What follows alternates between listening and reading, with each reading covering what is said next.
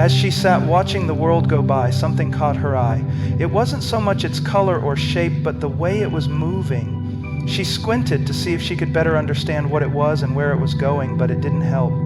As she continued to stare into the distance, she didn't understand why this uneasiness was building inside her body.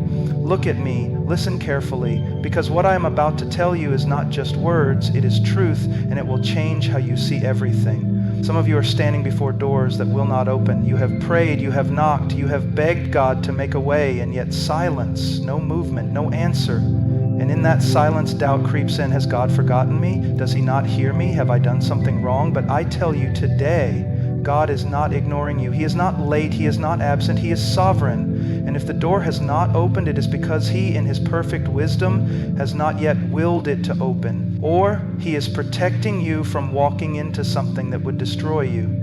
We live in a world where men try to force their way through life. They push, they scheme, they manipulate, they strive. But you are not called to live like that. You are called to trust, to wait, to believe. Because when God opens the right door, no force in heaven or on earth, no demon in hell, no opposition of man will be able to shut it. So I ask you, will you listen? Will you set aside your fears and your frustrations for just a moment and hear what God has to say? Because this is not about your timing, your plans, or your desires. This is about him. And when you truly understand who he is, everything else will fall into place.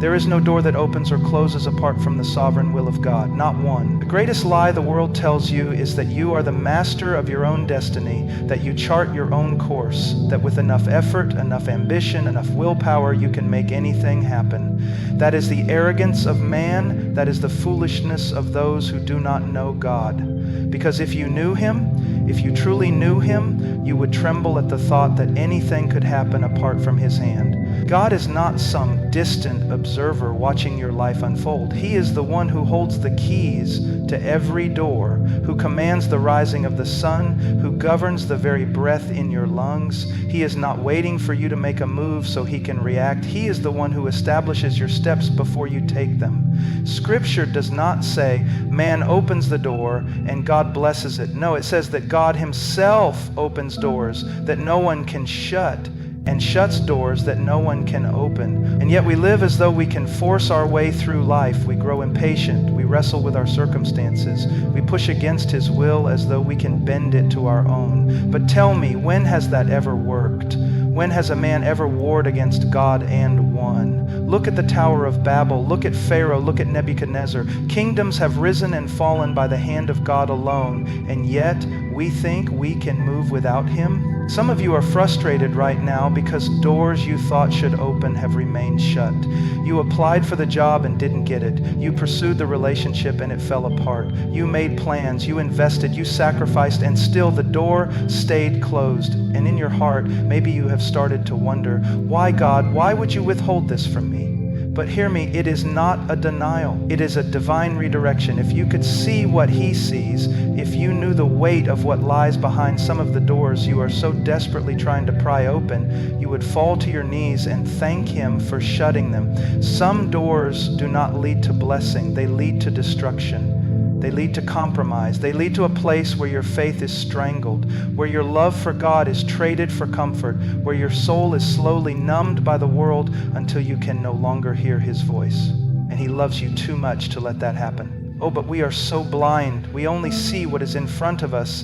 And when we do not get what we want, we assume God is withholding something good. But have you forgotten that he is a father, a perfect father who gives only what is best for his children? A child may beg for something harmful, may cry and plead, but a good father does not grant every request simply because the child wants it. He protects, he gives according to wisdom, not demand. I think of Joseph, a young man with dreams, visions from God himself. He saw himself in a place of authority, a place of influence, and what happened next? Did the doors fly open? Did his life unfold the way he expected? No, the door slammed shut. He was thrown into a pit, sold into slavery, falsely accused, forgotten in prison. Year after year after year, doors remained closed, but God was not absent. God was not ignoring him. He was positioning him, refining him, preparing him for the right door at the right time in the right way. And when that door finally opened, When Pharaoh summoned him from the prison, when he was placed second in command over all of Egypt, Joseph did not have to force it. He did not have to manipulate his way in. He did not have to compromise to obtain it. God opened the door and no man could shut it. Do you not see? Your closed doors are not a curse. They are not a punishment. They are a part of a greater plan that you do not yet understand. And the same God who walked with Joseph in the pit, who was with him in the prison, is the same God walking with you now. But some of you have been wrestling against him. You have spent so much time trying to force a door open that you have lost sight of the one who holds the key. You are weary, you are frustrated, and I am telling you now, stop. Stop striving, stop pushing, stop demanding that God move on your timeline. Surrender. Bow before him and say, Lord, I trust you. If the door is shut, I will not fight you. I will not accuse you. I will not doubt you. I will wait on you, because I know that when the time comes, when it is right, when I am ready, you will open the door and no one will be able to shut it. And when he does, you will not have to force your way in. You will not have to question if it is from him. You will walk through it with the confidence that the same God who held you back for a season is the one now leading you forward. And when that happens, no man, no power in hell, no force on this earth will be able to stop it. So I plead with you, trust him. Do not despise the waiting. Do not curse the closed doors. He is not against you, he is for you. And when he finally moves, you will see he was never late. He was never absent. He was always working, and the door he opens will be the one that leads you straight into his perfect will, and that is the only door worth walking through. As she sat watching the world go by, something caught her eye. It wasn't so much its color or shape, but the way it was moving. She squinted to see if she could better understand what it was and where it was going, but it didn't help. As she continued to stare into the distance, she didn't understand why this uneasiness was building inside her body. Do you know why so many of us struggle?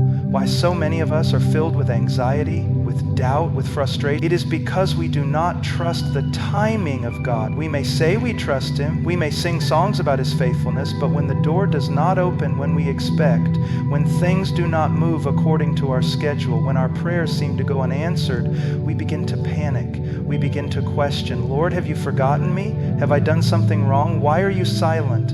But I tell you this, God is never late. He is never early. He is always right on time. The problem is not with his timing. The problem is with our impatience. We live in a world that moves fast. Everything is instant. If we want something, we get it now. And we have taken that mindset and applied it to God.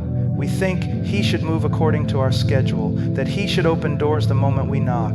But hear me, God does not work on your timeline. He is not in a hurry. He is not anxious.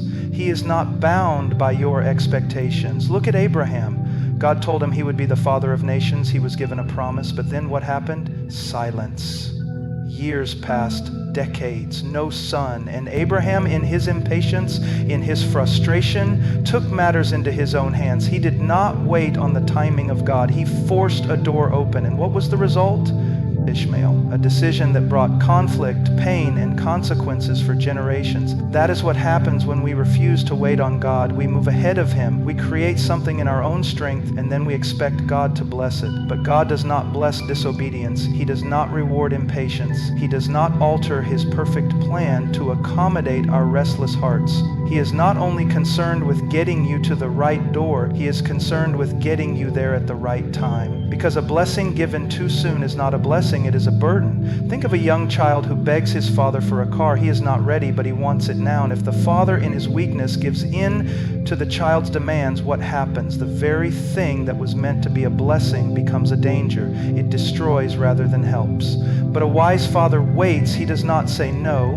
He says not yet.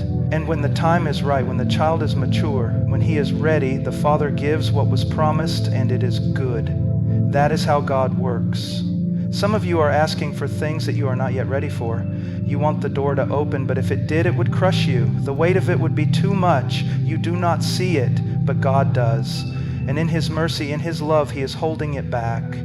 Not to harm you, not to frustrate you, but to prepare you, to strengthen you, to refine you, so that when the door finally opens, You will not only walk through it, you will thrive in it. Look at David. He was anointed king as a young man. The promise was spoken over him. But did he sit on the throne the next day? No. He spent years in the wilderness. He was chased, hunted, betrayed. He lived in caves in exile. And all the while he had to trust in the timing of God. He could have taken the throne by force. He had opportunities. He could have killed Saul and seized what was rightfully his, but he refused. He said, "I will not lay a hand on the Lord's anointed." He chose to wait.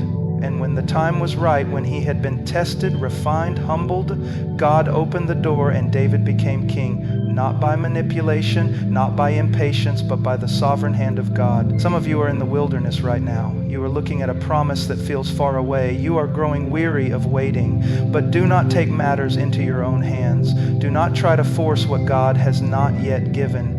If you do, you will end up with an Ishmael instead of an Isaac. You will end up striving, struggling, carrying a burden that was never meant for you. You must trust that God is preparing you even when you cannot see it. Sometimes His silence is not rejection, it is training. You may feel forgotten, but He has not forgotten you. He is working, He is moving, He is shaping you into the kind of person who can carry the blessing when it comes. But the waiting is painful, isn't it? Oh, how our hearts struggle in the in-between. We see others moving forward, doors opening for them, and we wonder, Lord, what about me? Why is nothing happening for me? But listen, comparison will steal your joy. You are not called to run someone else's race. You are called to trust in God's timing for your own life. When Joseph sat in that prison, do you think he understood why he had to wait? Do you think he saw the full picture? No. But when the time was right, when Pharaoh had a dream that no one could interpret, the doors swung open in a single moment, and Joseph, the forgotten prisoner, became the second most powerful man in Egypt. That is how God moves. Sometimes it feels like nothing is happening for years, and then in one day, everything changes. One phone call, one opportunity, one open door, and suddenly what you waited for, what you struggled through, what you thought would never come, happens in an instant. So I ask you, will you wait? Will you trust? Or will you try to take what God has not yet given? Because the danger is not just in missing the blessing. The danger is in settling for something less than God's best. It is in stepping outside of His will because you were too impatient to wait for His perfect timing. Do not let your restlessness drive you into rebellion. Do not let your impatience push you into compromise. The God who placed the promise in your heart is the same God who will fulfill it, but He will do it on His schedule, not yours. And when the door finally opens, when you look back on the waiting, the trials, the disappointments, you will not regret a single moment. You will see that every delay was necessary, that every closed door was an act of love, that every moment of waiting was preparing you for something greater than you ever imagined. So stand firm, be faithful, keep your eyes on Him, because when His time comes, nothing will stand in the way, and you will know without a doubt it was worth the wait. As she sat watching the world go by, something caught her eye. It wasn't so much its color or shape, but the way it was moving. She squinted to see if she could better understand what it was and where it was going, but it didn't help. As she continued to stare into the distance, she didn't understand why this uneasiness was building inside her body. Not every open door is from God. You need to hear that. You need to let it settle deep into your heart, because we live in a world that tells us otherwise. We live in a culture that equates opportunity with God's blessing, that assumes if a way has been made, it must be His will. But that is not true. That is a lie. Satan opens doors too. The enemy is not foolish. He does not come waving a red flag, announcing his plans to destroy you. No, he comes with things that look good, things that seem right, things that appeal to your desires. He knows he cannot tempt a faithful man with blatant sin, so he tempts him with a shortcut. He tempts him with an easy way. He lays before him a door that is wide, a path that is smooth, and he whispers, "Look, this must be from God. But hear me. Ease is not the sign of God's leading. Comfort is not the mark of His will." The way of Christ is narrow. It is hard. It is costly. If the only reason you think God has opened a door is because it is convenient, because it does not require faith, because it does not demand obedience, then you have already been deceived. Look at Jesus. When He was led into the wilderness to be tempted by Satan, what did the enemy do? He presented Him with doors that seemed good, doors that promised power, doors that offered a way to the throne without the suffering of the cross. Turn these stones to bread, he said. Throw yourself down. The angels will catch you. Bow to me, and I will give you the kingdoms of the world. What was he doing? He was opening doors. He was offering an easier way, a path that avoided sacrifice, a kingdom without suffering. But Jesus saw through the lie. He did not walk through those doors because they were not from the Father. And yet, how many of us are falling for the very same trick? How many of us are walking through doors simply because they are opened, never stopping to ask, is this from God? A job opportunity presents itself and we take it without prayer, without seeking counsel, simply because it offers more money, more comfort, more prestige. A relationship comes along and we jump in without discernment, without waiting on the Lord, simply because it feels right in the moment. We are like sheep walking straight into a trap, mistaking an enemy's snare for a divine blessing. The open door is not the test. The test is whether or not it aligns with God's word. Because I promise you, God will never open a door that contradicts his commands. He will never lead you into something that requires you to compromise your integrity, to abandon your convictions, to step outside of his truth. If the opportunity before you is pulling you away from him, if it is making you justify sin, if it is feeding your pride, then it is not from God, no matter how good it looks. Think of Adam and Eve. The door was open, the fruit was there, ripe, ready to be taken, and the enemy told them exactly what he tells you. Look, it's here, it's good. Why would God put it in front of you if he didn't want you to have it? And they listened. They took what was never meant to be theirs. And what happened? That one step through the wrong door led to a curse that we still feel today. Some of you have already stepped through a door you should not have. You took the job, you entered the relationship, you made the decision, and now you are feeling the weight of it. And maybe you are wondering if it is too late, if you are stuck, if you have ruined what God had planned for you. But listen to me, God is a redeemer. If you are in a place you were never meant to be, the answer is not to keep walking further away. The answer is to repent, to turn around, to seek him with all your heart. He is merciful. He is kind. He is not standing over you with condemnation. He is calling you back. But for those of you standing at the threshold, for those of you staring at an open door, wondering if you should walk through, do not move until you have prayed. Do not move until you have tested it against Scripture. Do not move until you have sought wise counsel from godly men and women who will tell you the truth, not just what you want to hear. Because the right door will never contradict the character of God. The right door will never lead you away from him. The right door will never cost you your soul. Some of you are facing a choice right now. And maybe the door in front of you is enticing. Maybe it promises everything you have been waiting for. But before you step forward, ask yourself, does this path require faith? Does it draw me closer to Christ? Or is it simply easy? Is it simply convenient? Because the door that leads to life is not the door that requires no sacrifice. It is the door that requires you to trust him, even when you cannot see what is on the other side. You must be discerning, you must be watchful, you must remember that not every open door is from God, and if you do not know, if you are unsure, then wait. Wait until you have peace. Wait until you have clarity, because a door that is from God will still be there when it is time, but a door that is from the enemy will always pressure you to rush in before you have sought the Lord. So I plead with you, be careful, be wise. Do not let the enemy lead you down a path that looks good but ends in destruction. Do not take the easy way when God has called you to the narrow way, because when the right door opens, when it is truly from him, you will not have to compromise to walk through it.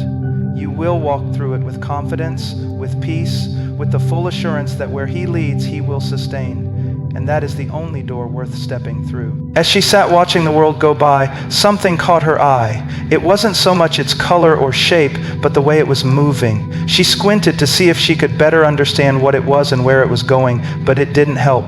As she continued to stare into the distance, she didn't understand why this uneasiness was building inside her body. When God opens the right door, no force in heaven or on earth, no demon in hell, no opposition of man will be able to shut it. Do you believe that? Because if you truly did, you would stop living in fear. You would stop striving. You would stop trying to manipulate outcomes, to control situations, to fight battles that are not yours to fight. We serve a sovereign God. That means he is not merely watching history unfold. He is governing it. He is not reacting to events. He is orchestrating them.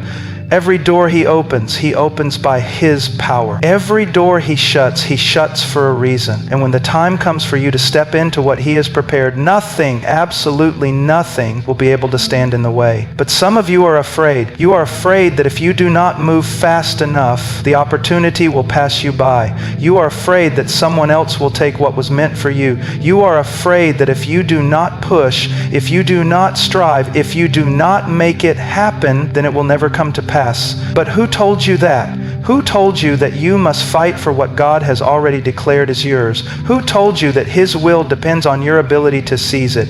If God has willed something for your life, it will come to pass. It will not be delayed. It will not be stolen. It will not be lost. And when he opens the door, you will not have to force your way through. You will not have to compromise to obtain it. You will not have to betray your convictions to keep it. It will be given to you because it was always his to give. Look at the life of Moses. God called him to lead his people out of Egypt, but Pharaoh stood in the way. Pharaoh, the most powerful man on earth, refused to let them go. He resisted. He hardened his heart. He used every means at his disposal to keep that door shut. But did Pharaoh's resistance stop God? Did his power override the will of the Almighty? No, because when God determines to open a door, it does not matter who stands against it. God sent plague after plague, shaking the foundations of Egypt, demonstrating that no force of man, no earthly ruler, no hardened heart could stop what he had ordained. And when the time came, Pharaoh had no choice but to release the people. The door swung open and Israel walked out in victory, not because they fought for it, not because they forced it, but because God made a way. And even then the enemy pursued. Pharaoh changed his mind. He sent his army after them, chasing them down to the edge of the Red Sea. And there, in that moment, Israel was trapped. No way forward, no escape. Some of you feel like that right now. You feel like God opened a door, but now the enemy is closing in and you see no way through. But listen, just because you do not see a way does not mean there is not one. Just because the enemy pursues does not mean God has abandoned you. What did Moses say? Stand still and see the salvation of the Lord. Not fight, not panic, not run in fear. Stand still. Watch what God will do. And what happened? The sea split in two. The door that had seemed shut, the way that had seemed impossible, opened by the power of God alone. Some of you need to hear that today. You need to stop running ahead of God. You need to stop trying to make things happen in your own strength. You need to stand still and trust that if he has called you forward, he will make a way. He will open the door, and when he does, no one will be able to shut it. But understand this, just because God opens a door does not mean there will not be opposition. Look at Nehemiah. God called him to rebuild the walls of Jerusalem, and the door was opened. The king granted him permission. He provided resources. Everything was set in motion.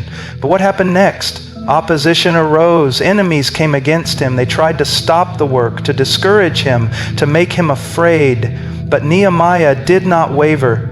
He did not walk away from the door God had opened just because it was difficult. He stood firm, he pressed on, and in the face of opposition, the walls were rebuilt. The will of God was fulfilled, not because there was no resistance, but because no amount of resistance could override his power. Some of you think that just because a door has opposition, it must not be from God. But that is not true. An open door does not mean an easy road. It does not mean a life free of trials. Sometimes the greatest doors, the ones that lead to the most powerful moves of God, are the very doors the enemy fights hardest to keep you from walking through. Look at Paul. Every city he entered to preach the gospel, there was opposition. He was beaten, imprisoned, stoned, shipwrecked. But did he stop? Did he say, well, maybe this isn't God's will because it's hard? No, he pressed on. He knew that when God opens a door, no man can shut it. And if the enemy was fighting against it, it only confirmed that it was worth walking through. So do not be deceived. Do not believe that just because there is resistance, you are on the wrong path. And do not fear that if you miss your moment, it will be lost forever. What God has for you is for you.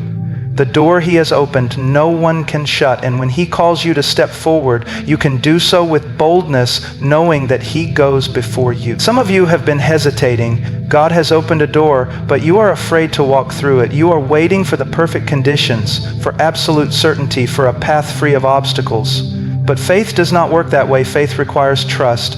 Faith requires obedience, even when you cannot see the outcome. When Peter stepped out of the boat onto the water, the waves were still raging. The wind was still blowing. The storm did not stop just because Jesus called him forward. And yet, as long as Peter kept his eyes on Christ, he walked. The moment he looked at the waves, the moment he focused on the opposition rather than the one who had called him, he began to sink. Some of you are sinking. You took a step, but now the wind is howling, the waves are crashing, and you are looking around in fear. But lift your eyes. Look back to the one who called you. He is still there. He has not abandoned you. And if you will trust him, if you will keep your focus on him, you will walk forward in victory. Because when God opens the right door, no power in hell, no scheme of man, no storm, no resistance, no fear can shut it. So walk through it, trust him, stand firm, and watch what he will do.